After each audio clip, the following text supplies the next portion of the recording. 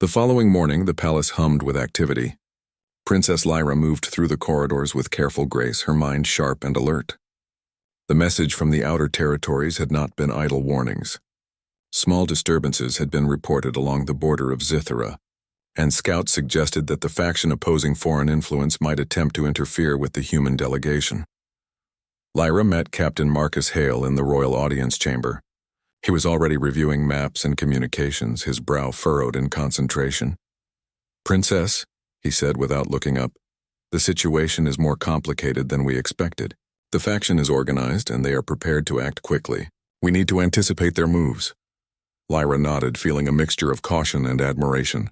Marcus's methodical approach impressed her. He did not panic, he did not demand authority, he analyzed, calculated, and prepared. She realized that his calm in the face of uncertainty was not unlike the training she herself had received, but it came naturally to him without ceremony. "We will go to the border territories ourselves," she said firmly. "I want to see this for myself, and I will need your guidance." Marcus looked up at her, a flicker of surprise in his expression. "Are you sure, Princess?" "It can be dangerous, I am sure," she replied. "I must know the truth, and I cannot act blindly from the palace." "Your assistance is appreciated, Captain, but I will not allow caution to limit me." The two of them traveled to the border in a sleek, hovering transport. Outside the windows, Scythera's landscape stretched in iridescent colors, forests of crystalline trees, rivers of liquid light, and mountains that floated just above the ground. It was beautiful. Yet the calm of the view contrasted sharply with the tension that Lyra felt. As they approached the reported site of disturbances, Marcus pointed to a small encampment hidden among the floating cliffs. "That is their base," he said quietly. "We need to gather information carefully before making any move." Lyra's hands tightened around the edge of her seat. She could feel her pulse quickening, but she forced herself to breathe steadily. Her mind ran through the strategies she had studied for years. Yet she also allowed herself to observe Marcus. Every movement he made, every choice he considered seemed deliberate and precise. She realized that she could learn from him even as a princess. The scouts' reports confirmed that the faction had prepared traps along the cliffs and set automated defenses. Lyra and Marcus planned their approach together, combining her knowledge of Scythera's technology with his human intuition. The first challenge came quickly. A bridge of light that led to the encampment flickered unpredictably, threatening to collapse. Lyra stepped forward instinctively, her body tense. She calculated the timing and motion required to cross safely. Marcus mirrored her movements, adjusting slightly for stability. They reached the other side, and the encampment lay before them, silent and watchful. Inside, they discovered signs of the faction's plans: maps, communication devices, and small weapons caches. Marcus knelt, examining the data, while Lyra observed quietly, noting the patterns and vulnerabilities. They moved with careful coordination, a silent partnership forming through shared focus and trust. Suddenly, an alarm blared. The faction had discovered their presence. Automated defenses activated and energy barriers began to descend from the cliffs. Marcus reacted first, leaping to disable a device with his tools. Lyra followed, using her knowledge of Scytheran technology to reroute the barrier's energy. The two of them worked seamlessly. Marcus relied on quick thinking and adaptability, while Lyra relied on strategy and precision. Together, they neutralized the immediate threats. When the danger passed, Lyra allowed herself a brief exhale of relief. She glanced at Marcus, who was brushing dust from his uniform. His expression was calm, almost amused by the intensity of the situation. She felt a small, unexpected smile tug at her lips. "You handled that very well," she said softly. "You too, Princess," he replied. "We make a good team." Lyra considered his words. She had been trained to rely on herself alone, to maintain control in every circumstance. Yet she realized that trust did not weaken control. It enhanced it. By working with Marcus, she had navigated the danger more effectively than she could have alone. Over the next several hours, they continued through the territory, facing both environmental hazards and small skirmishes with faction forces. Each challenge tested Lyra's composure and Marcus's adaptability. The princess found herself observing not only his tactics but his reactions to pressure. He remained calm, confident, and respectful. It was unusual, and it fascinated her. As the day drew to a close, they reached a cliff overlooking a luminous valley. Below, the faction forces were regrouping, unaware of the duo observing from above. Lyra turned to Marcus. "What do you suggest?" she asked. Marcus studied the scene carefully. "We can disrupt their organization without direct confrontation. If we disable their communication network, they will be disoriented. Then we can negotiate from a position of strength." Lyra nodded, impressed by the strategy. "Agreed. Let us proceed carefully." They moved swiftly and silently, Marcus disabling the faction's devices with precision while Lyra monitored the energy flows. When the final device was neutralized, the valley fell quiet. The faction forces were disoriented, giving the princess and the human soldier control of the situation without bloodshed. Lyra felt a sense of satisfaction, but also a deeper respect for Marcus. His courage was matched by intelligence, and his confidence was tempered by thoughtfulness. She realized that humans were not merely strong. They had a unique way of facing challenges that was different from Zitharan methods, but equally effective. As they prepared to return to the palace, Marcus turned to her. "Princess Lyra, you handled yourself remarkably today. I think your people would be fortunate to have you leading them in such times." Lyra felt warmth rise in her chest. She had always been trained to expect praise from advisors or teachers, but from him it felt different, genuine and earned. "Thank you, Captain," she said quietly. "Your guidance was invaluable.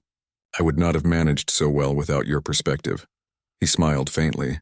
"Then we learned from each other. That is how progress is made, I believe." Lyra considered his words carefully. She had spent her life in rigid training, believing that success came from control and isolation. But today she had seen the power of cooperation, of trust, and of mutual respect. It was a lesson she would not forget. Back at the palace, the council awaited their report. Lyra presented the events calmly, outlining the strategy, the challenges, and the resolution.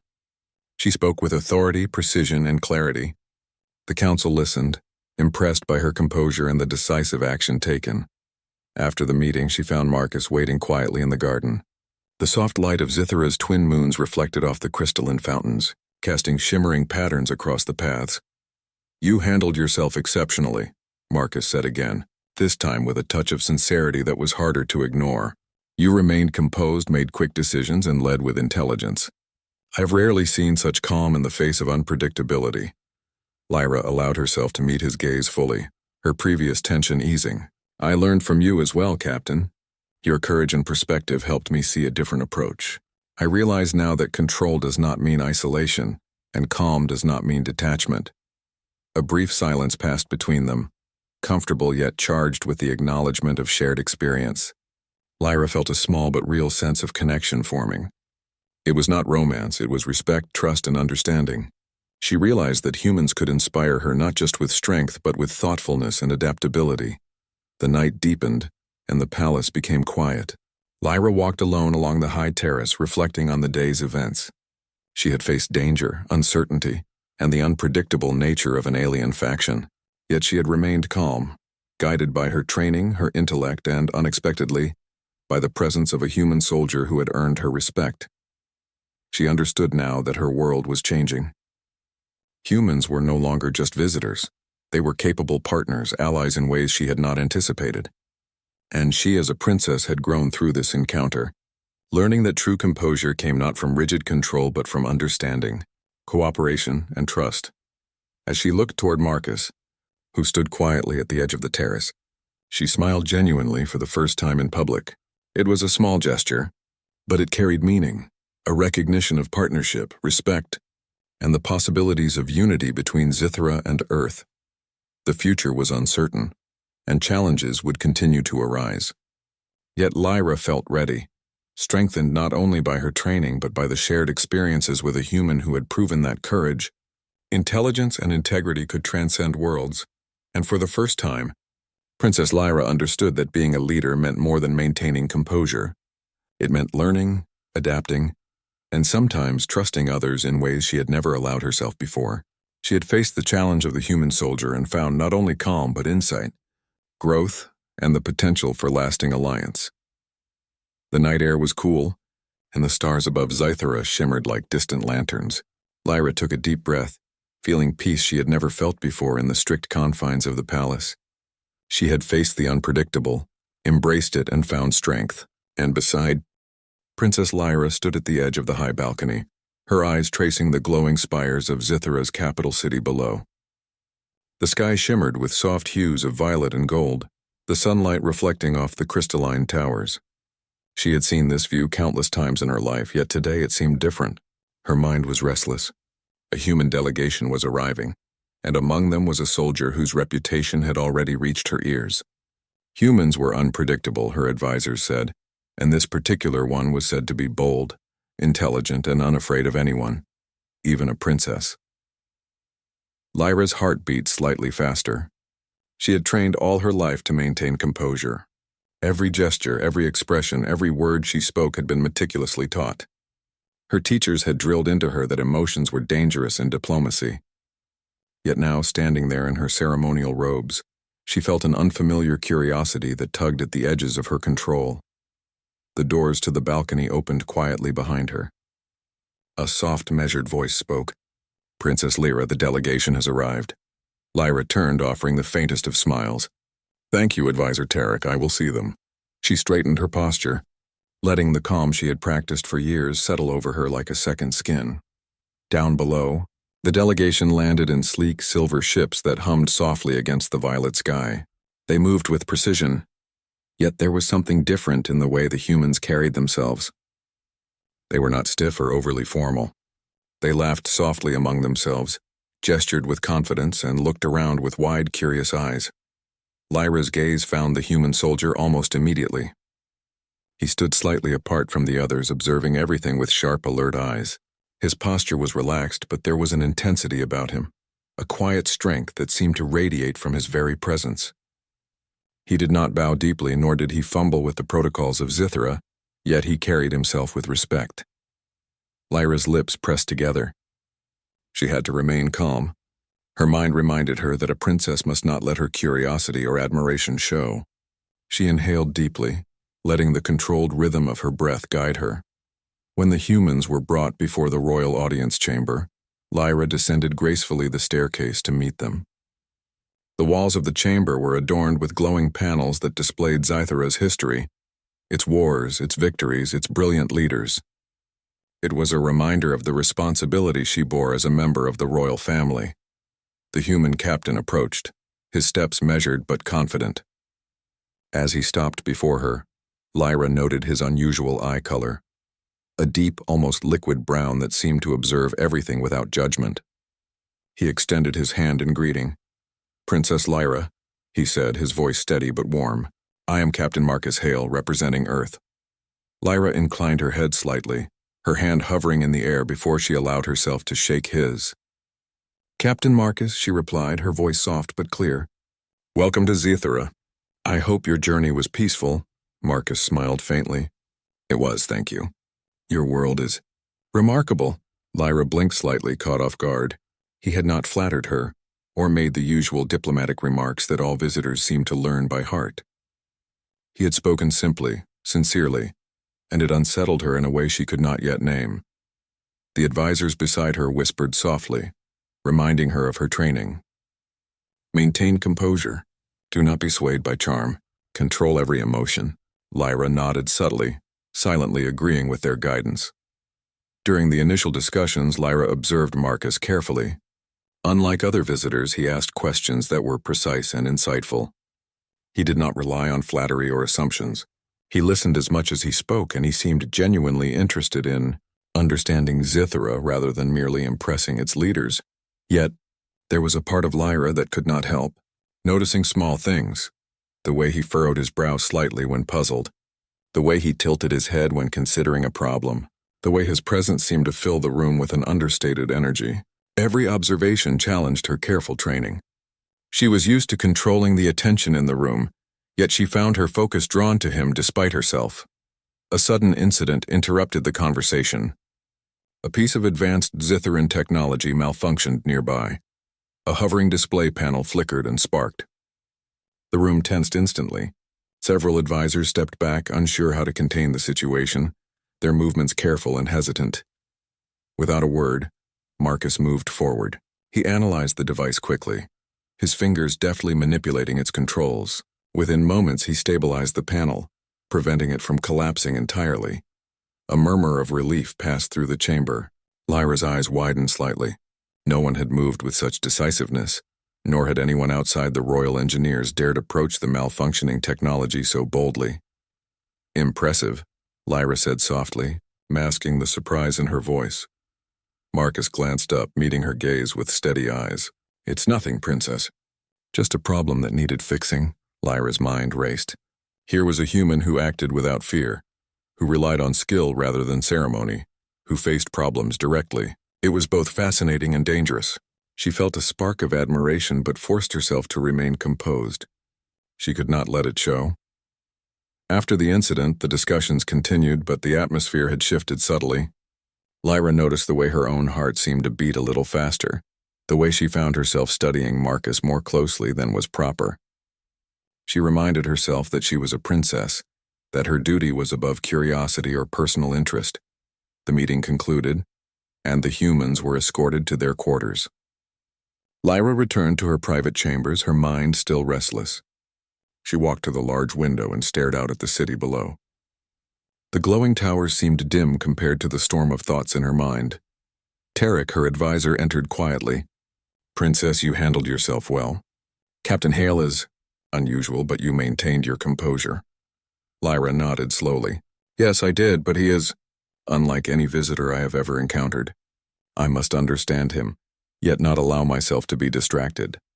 Tarek's expression was unreadable. "Humans are unpredictable, Princess. That is why you must always stay in control. Curiosity is natural, but do not let it compromise your duty." Lyra inhaled deeply, centering herself. She had trained her whole life for this moment. Not a battle or a speech, but a test of restraint, of patience, of inner strength. She would observe Marcus, she decided, but she would remain the calm, composed princess that Zithara expected. That evening, the palace halls were quiet, filled only with the soft hum of the glowing lights. Lyra wandered through the corridors, her thoughts on the human soldier. She wondered what drove him, what experiences had shaped him, and why he carried himself with such confidence. She felt a strange mix of respect and caution, admiration and wariness. The next morning, she was called to a private council. A message had arrived from one of the outer territories of Zithara. There was political unrest, a faction that opposed foreign interference, and they had sent warnings about the human delegation. Lyra read the message carefully, her mind sharpening. The challenge ahead was not merely diplomatic. It would test her ability to maintain calm under pressure, to judge Marcus's abilities and to act decisively. She prepared herself, donning the ceremonial robes once more, but this time with a renewed sense of purpose. She would observe, she would judge, and she would act, but always with the poise and clarity of mind that her people expected. When Marcus appeared later that day, Lyra felt a strange tension in the air. He was relaxed, smiling faintly as he approached, but she noticed the subtle alertness in his movements. He had likely sensed the political tension as well. "Princess Lyra," he said, inclining his head respectfully, "I hear there may be challenges today. Are you prepared?" Lyra met his gaze steadily. "Challenges are always present, Captain. One must face them with clarity and calm." Marcus nodded. "Then we shall face them together." Lyra felt a flicker of something she had not allowed herself to feel before, a spark of trust. But she pushed it aside, reminding herself that a princess must never rely solely on another. No matter how capable, as the day unfolded, Lyra would observe Marcus more closely than ever, measuring his reactions, his judgment, and his courage. She would test herself as well, ensuring that she remained composed, thoughtful, and wise. And as the sun dipped below the floating towers, casting long shadows across the palace, Lyra realized that this encounter was unlike any she had ever faced. It was not a battle of armies or a test of intellect alone. It was a challenge to her very self, a subtle trial of restraint, judgment, and understanding. For the first time, she wondered whether humans were not merely unpredictable, but perhaps capable of inspiring something in her that went beyond protocol or duty. And as she looked toward the human soldier standing quietly in the distance, she understood that the true challenge had only just begun.